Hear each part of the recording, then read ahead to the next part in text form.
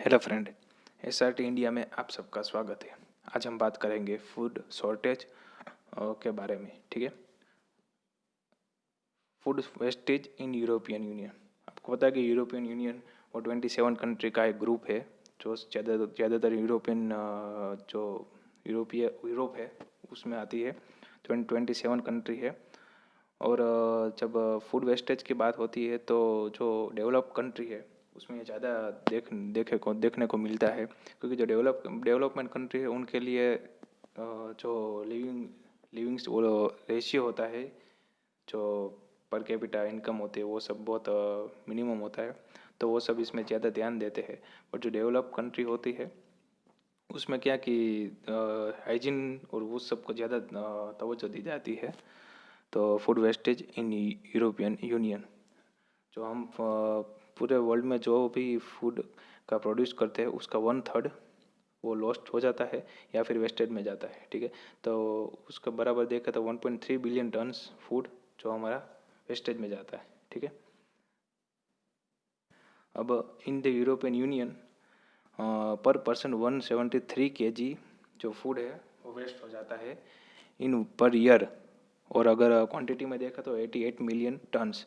ठीक है, और फूड वेस्टेज का ये प्रॉब्लम नहीं है कि इसकी वजह से जो भूखा है आदमी उसको खाने नहीं मिलता, बट ये भी है कि जो उसको प्रोड्यूस करने के लिए बहुत सारे संसाधन काम में लगते हैं, जिसकी वजह से 170 मिलियन टन्स ऑफ CO2 वो एमिट करता है।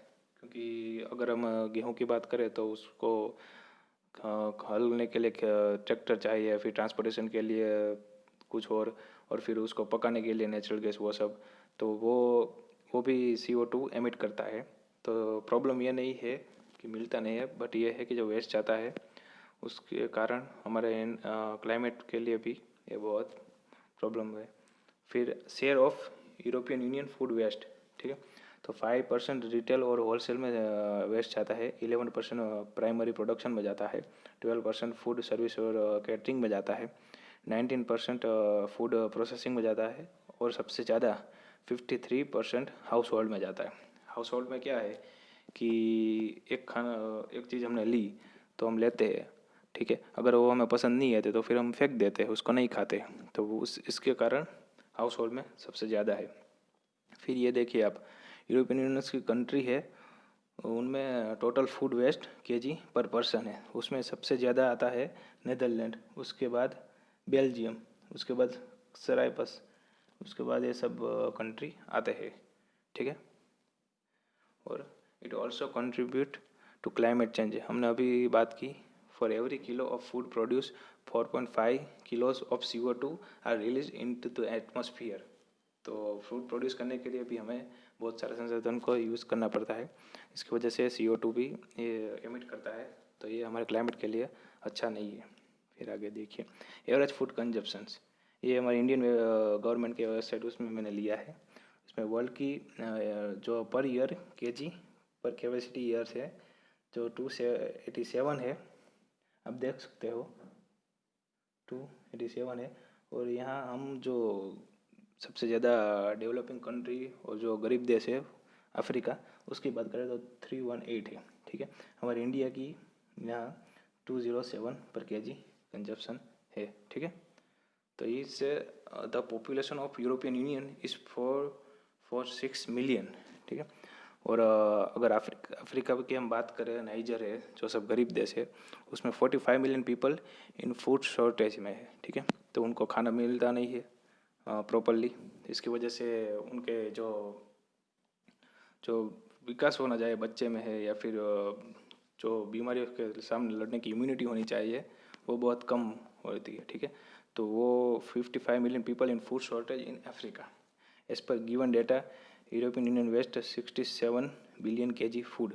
यहाँ 67 बिलियन केजी फूड जो हमने बताया है वो 446 मिलियन इंटू 173 किया है। यहाँ एज का डिफरेंस जो होता है, क्योंकि अगर जवान है वो तो ज़्यादा खाना खाएगा, बच्चा कम खाएगा, जो बूढ़ा होता है वो फिर कम खाएगा, तो हमने वो एज बहुत देखी नहीं है, बस ऐसे ही कर डाला है।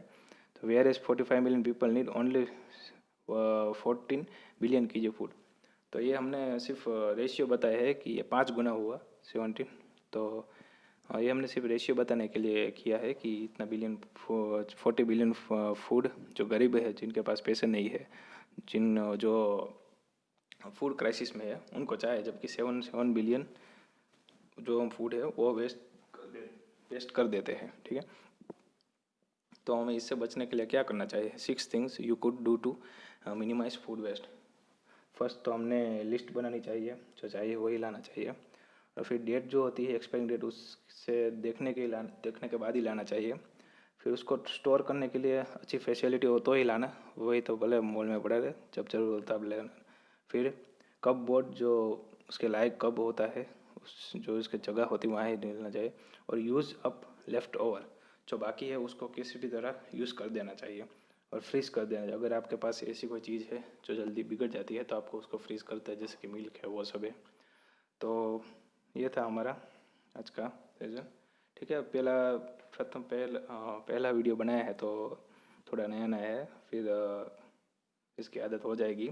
ठीक है, तो हमें फूड वेस्ट नहीं करना चाहिए। ठीक है, जितना आपको चाहिए उतना आप लीजिए।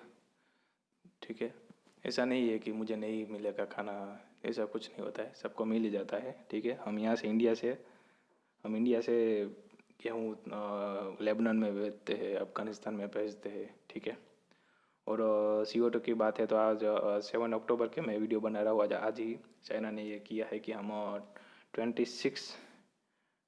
2060 तक हम CO2 न्यूट्रल हो जाएंगे, यानी वो CO2 एडमिट ही नहीं करेंगे। तो अब हम इंडिया पर भी प्रेशर आ गया है कि हमें कुछ करना चाहिए। तो फूड वेस्ट मत कीजिए, जो ज़रूरतमंदों को खाने दीजिए। ठीक है, टेक केयर। जय हिंद, जय भारत।